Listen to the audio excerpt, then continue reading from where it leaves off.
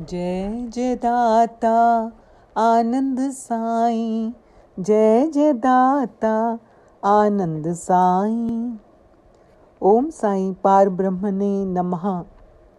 हवन करने से हे साधो कर्मों की गति हुए शांत। स्वाहा स्वाहा करते करते प्रसन्न हुए श्रीकांत। अपने इष्ट मंत्र के साथ प्रतिदिन हवन करो। इष्ट देव के चरण कमल हृदय माही धरो, हृदय माही धरो। ओम नमो भगवते साईनाथाय स्वाहा। श्री साई गीता श्लोक नंबर 2310।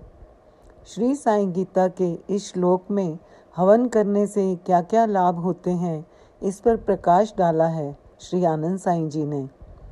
जो साधक प्रतिदिन हवन करते हैं उनके कर्मों की गति शांत होती है।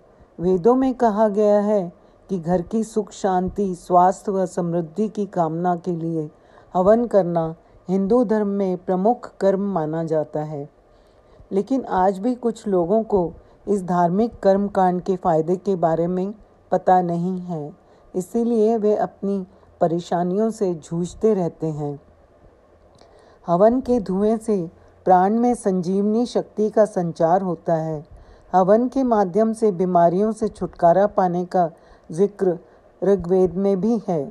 एक रिपोर्ट के अनुसार फ्रांस के ट्रेले नामक वैज्ञानिक ने हवन पर रिसर्च किया, जिसमें पता चला कि हवन में मुख्यतः आम की लकड़ी जलती है तो फॉर्मिक एल्डिहाइड नामक गैस उत्पन्न होती है, जो खतरनाक जीवाणुओं का नाश कर वातावरण को शुद्ध करती है। गुड़ के जलाने पर भी ये गैस उत्पन्न होती है।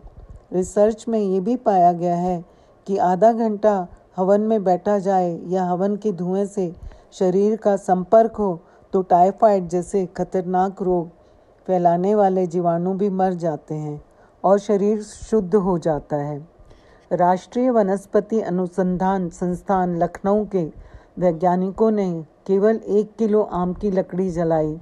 उस धुएं पर शोध किया, विषाणु बहुत कम नहीं हुए, पर जैसे ही उसके ऊपर हवन सामग्री और गाय का घी डाला तो जीवाणुओं का स्तर सामान्य से 96% कम था। हवन के साथ मंत्र का जाप करने से सकारात्मक ध्वनि तरंगित होती है, शरीर में ऊर्जा का संचार होता है, अतः कोई भी मंत्र सुविधा अनुसार बोला जा सकता है। शिव शक्ति का मंत्र होना चाहिए। श्री आनंद साईं जी ने हवन कैसे करना मंत्रों के लिए भी समझाया है। अपने इष्ट मंत्र के साथ प्रतिदिन हवन करना चाहिए। धार्मिक मान्यता के अनुसार घर में किसी भी तरह की नेगेटिव एनर्जी होने पर हवन करने से घर में पॉजिटिव एनर्जी आती है, घर का वातावरण शुद्ध होता है। ये मेरा एक निजी अनुभव है। थोड़े दिनों पहले ही मेरी एक फ्रेंड का फ़ोन आया।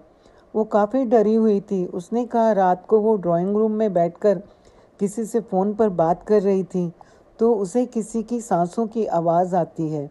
मैंने उसे कहा तुम वहाँ पर बैठकर हवन करना।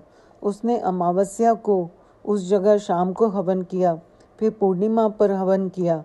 उसे मैंने हवन की विधि बता दी थी, मंत्र भी श्री आनंद साईं जी के दिए हुए बता दिए थे। उसके बाद उसे सांसों की आवाज़ आनी बंद हो गई। हवन बहुत भाव से करना चाहिए।